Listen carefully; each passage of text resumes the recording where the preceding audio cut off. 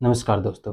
जैसा कि आपने अब हमारी पहली वीडियो के अंदर देखा कि बसंत ऋतु के अंदर हमने बताया कि किस तरीके से आहार विहार लेना चाहिए और किस तरीके से उसमें बसंत ऋतु के अंदर होने वाली जो समस्याएं हैं, जैसे खांसी है, जुकाम है, सोर थ्रोट है, उनसे किस तरीके से आहार विहार, भोजन से, प्राणायाम से और कुछ हर्ब्स हमने उसमें बताई थी जो घरेलू उपचार में हम यूज़ करते हैं, जो हमारे मसालों में आती हैं, रसोई के मसालों में, उनसे किस तरीके से उनको जो है ठीक किया जा सकता है। लेकिन कई बार क्या होता है कि समस्या इतनी ज़्यादा हो जाती है कि जो हमारे घरेलू नुस्खे हैं वो भी काम नहीं कर पाते हैं। तो हमने पिछली वीडियो में बोला था कि हम आपको एक ऐसा फार्मूला देंगे जिससे कि जो ये इस मौसम के अंदर जो खांसी एक वर्ष रूप लेती जा रही है, भयानक रूप लेती जा रही है, तो उसको किस तरीके से उससे निपटा जा सकता है। उसके लिए अब हमें क्या है, मेडिसिन ही ट्राई करनी पड़ेगी। तो आयुर्वेद में ऐसा क्या है जो उसके लिए जो है बेहतर रिजल्ट दे सकता है। तो इसके लिए हमने आपको बोला था कि हम एक ऐसा नुस्खा आपको देंगे जो आपको जो है 2-3 1-2 डोज में ही मतलब अच्छा रिजल्ट आपको जो है प्रोवाइड करवा सकता है। तो वो अब टाइम आ गया है, आपका जो वेट था वो इसके लिए जो है ख़त्म हो गया है। तो अब हम उसके ऊपर जो है आपको जो है एक-एक इंग्रीडिएंट बताएँगे कि कौन-कौन सा इंग्रीडिएंट कितनी-कितनी अमाउंट में लेना है और कैसे उसको मिक्स करके पाउडर बनाना है, या जो हम नुस्खा तैयार करेंगे किस तरीके से उस नुस्खे को तैयार करना है, उसका अनुपान क्या लेना है और किस तरीके से उसको जो है यूज़ करना है, ठीक है? तो इसके अंदर जो है सबसे पहले हमें लेना है दालचीनी। दालचीनी हमें जो है दालचीनी को हम जो है पंसारी की दुकान से भी लेके आ सकते हैं, फिर उसका क्या हम पाउडर फॉर्म बना सकते हैं। उसके बाद हमने लेना है इलायची, ठीक है? फर्स्ट अपना इंग्रेडिएंट था दालचीनी, सेकंड अपना इंग्रेडिएंट है वो है इलायची, तीसरा अपना इंग्रेडिएंट है वो है वंशलोचन, ठीक है? ये भी जो है पंसारी की दुकान पे ईज़िली मिल जाता है। फोर्थ इंग्रेडिएंट अपना है छोटी पीपली, ठीक है? हम 3 इंग्रेडिएंट हो गए ना, दालचीनी है, इलायची है, वंशलोचन है और फोर्थ अपना आ गया इसके अंदर पीपली, छोटी पीपली वो यूज़ करनी है। और फिफ्थ इंग्रेडिएंट है अपना इसके अंदर मिश्री, ठीक है? जो सट्टा मिश्री भी, धागे वाली मिश्री भी हम बोलते हैं, वो वाला इंग्रेडिएंट है। फिफ्थ है अपना इंग्रेडिएंट इसमें वासा। वासा भी जो है कृष्ण वासा लेना है, काला वासा जो बोलते हैं वो वाला यूज़ हमें करना है। उसका पंचांग यूज़ करना है, ठीक है? पंचांग का पाउडर फॉर्म में हम ले सकते हैं। और लास्ट अपना इंग्रेडिएंट है अबरक बसम, ठीक है? अबरक बसम जो है कफ के लिए जो है, खांसी में जो है बेस्ट होती है। तो ये हमने जो है इसके अंदर जो है आपको 7 इंग्रेडिएंट बताए हैं, ठीक है? दालचीनी जो हमें लेनी है वो आधा चम्मच लेनी है। फिर उसके बाद हमने जो है इलायची बताया है, इलायची जो हमें लेनी है वो 1 चम्मच के करीब लेनी है, ठीक है? फिर उसके बाद हमने बताया है पीपली, पीपली लेनी है वो 2 चम्मच लेनी है। वंशलोचन, जो वंशलोचन बताया था वो उसकी 4 चम्मच लेनी है, ठीक है? और उसके बाद जो है मिश्री बताया था हमने, मिश्री की जो है 8 चम्मच लेनी है, ठीक है? फिर उसके बाद वासा बताया था, वासा की हमने जो है लगभग 3 चम्मच लेनी है। और लास्ट था हमारा अबरक बसम, ठीक है? अबरक बसम हमें जो है 4 ग्राम लेनी है, ठीक है?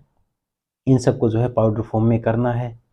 पाउडर फॉर्म में करने के बाद इनको जो है एक-एक करके जो है इनका मिश्रण बनाना है, मतलब इनको मिलाना है, ठीक है? इसको मिलाने के बाद इसको हम जो है सैचेट रूप में भी बना सकते हैं, इनकी जो है एक तरीके से पुड़िया भी बना सकते हैं हम, और इनको जो है टेबलेट फॉर्म में भी बना सकते हैं, ठीक है? इनको यूज़ किसके साथ करना है? इनको जो यूज़ करना है वो शहद के साथ यूज़ करना है। अब देखना है, अगर हम देखते हैं तो मोस्टली जो है, अगर कॉमन उसमें देखते हैं तो खांसी 2 तरीके से हमें दिखती है। एक तो दिखती है सूखी खांसी और एक जो दिखती है गीली खांसी। सूखी खांसी के अंदर जो है कई बार हम देखते हैं कि इतनी भयानक हो जाती है कि जैसे कुत्ते की आवाज़ होती है, कुकुर खांसी भी इसको कहते हैं, उस तरीके से आती है। और गीली खांसी के अंदर जो है हमारे जो है उसे बलगम आना स्टार्ट हो जाता है, ठीक है? अब बलगम अलग-अलग तरीके से हो सकता है, तो उसमें जो है बलगम वाली खाँसी भी बोल सकते हैं, जिसको गीली खाँसी बोलते हैं, और दूसरी होगी उसके बीन वाली सूखी खाँसी होगी है, ठीक है? तो इस पाउडर को हम किस तरीके से यूज़ करना है? सूखी खाँसी में हम इसको जो है शहद और गरत के साथ यूज़ कर सकते हैं। एक चीज़ का ध्यान रखना है, शहद और गरत कभी भी जो है इक्वल अमाउंट में नहीं लेना होता है। ये क्या होता है, विरोध के अंदर होता है, मतलब पॉइज़न का काम। अगर इक्वल समान मात्रा में लेते हैं तो वो पॉइज़न के समान हो जाता है, ठीक है, तो वो अनइक्वल क्वांटिटी में लेना है। ठीक है, और अगर गीली खांसी है, सूखी खांसी नहीं है, तो हम शहद शहद के साथ जो है इसको डायरेक्ट यूज़ कर सकते हैं। हमें मात्रा कितनी लेनी है, तो मात्रा के अंदर हम जो है एक एक चम्मच की मात्रा जो है सुबह शाम ले सकते हैं। ठीक है, एक चीज़ का स्पेशली ध्यान रखना है कि इसके लेने के बाद 15-20 मिनट या आधा घंटे तक जो है कोई चीज़ें नहीं लेनी है, पानी नहीं लेना या कोई और पेय पदार्थ या जूस वगैरह, या खाना खाने के बाद ले सकते हैं इसको। ठीक है, तो यो इस तरीके से दूसरा इसका हम फॉर्म बना सकते हैं, टेबलेट फॉर्म बना सकते हैं। ठीक है, इस पूरे पाउडर में जो है इच्छानुसार जितना शहद मिलता है शहद मिला के इसकी जो है टेबलेट बना सकते हैं, बच्चों को जो है चूसने के लिए उसकी जो है यूज कर सकते हैं। उसका साइज हम देख सकते हैं, लगभग लगभग 1 से 2 ग्राम की बना सकते हैं टेबलेट। ठीक है, वो अपनी इच्छा के अनुसार है। तो इस तरीके से हमारा ये एक फार्मूला है, हमने बहुत सारे पेशेंट्स के ऊपर इसको अप्लाई किया है, तो इसका जो है काफ़ी अच्छा रिजल्ट आता है। हाँ, रिजल्ट न आने के क्या-क्या कारण हो सकते हैं? रिजल्ट न आने के कारण ये हो सकते हैं कि जो हमने हमारी पहली वीडियो के अंदर बताया है, उस तरीके से अगर हम आहार-विहार नहीं करते हैं, तो भी हमारा रिजल्ट अच्छा नहीं आएगा। दूसरा कारण इसके अंदर क्या है कि जो हम शहद का यूज़ करते हैं, अगर उसकी क्वालिटी अच्छी नहीं है, तो भी जो है इस फ़ॉर्मूले का रिजल्ट जो है कम हो सकता है। ठीक है? तो अगर आप चाहते हैं, हमारे पास ये शहद है, ये लगभग-लगभग ओरिजिनल शहद है, बिल्कुल ओरिजिनल शहद है। अगर आप देखेंगे तो आपको पता चल जाएगा इसकी कंसिस्टेंसी जो है हर तरफ से एक जैसी है। ठीक है, तो अगर आप चाहते हैं इस फार्मूले को मंगवाना, तो हम हमारे पास ऑर्डर भी कर सकते हैं। स्क्रीन के ऊपर हमारा जो है एड्रेस है, उसमें जो है आप हमसे कॉन्टैक्ट कर सकते हैं, तो हम आपको ये प्रोवाइड भी करवा सकते हैं। ठीक है, तो इस तरीके से हम जो हमारी जो खांसी है उसको जो है ठीक कर सकते हैं। और बसंत ऋतु के अंदर ये तो हमने बता दिया शमन क्रिया कि किस तरीके से हम दवाई से जो है इसको जो है कंट्रोल कर सकते हैं। एक हम बताएंगे शोधन क्रिया। ठीक है, आयुर्वेद जो है चिकित्सा को 2 तरीके से बताता है, एक शमन चिकित्सा के हिसाब से, एक शोधन चिकित्सा के हिसाब से। तो शमन के अंदर हम मेडिसिन देके उसको जो है दोषों को वहीं शमन कर देते हैं, और शोधन क्रिया के अंदर आयुर्वेद कहता है कि हम जो दोष हैं उनको जो है बाहर निकाल के जो उनका जो है शरीर का शोधन करते हैं। तो ये जो बसंत ऋतु है, ये आयुर्वेद के पंचकर्म जो बताया गया आयुर्वेद के अंदर, उसमें जो वमन कर्म है उसके लिए जो है बेस्ट ऋतु है।